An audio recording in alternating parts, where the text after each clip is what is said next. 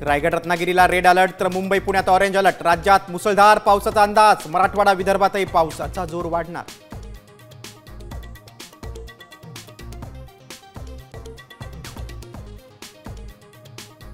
पुण्यात सलग दुसऱ्या दिवशी पावसानं झोडपलं। दिवे घाटात ढगफुटी तर पिंपरीत 4 ते 5 वाहनं गेली वाहून।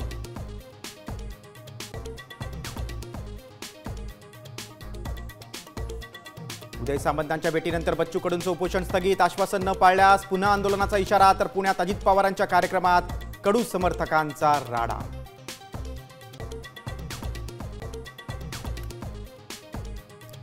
विद्यार्थ्यांची पटसंख्या घसरल्यानं 35 शिक्षक निलंबित। शाळांचा दर्जा ढासळल्यानं बुलडाण्यात 60 शिक्षकांना कारणे दाखवा नोटीस।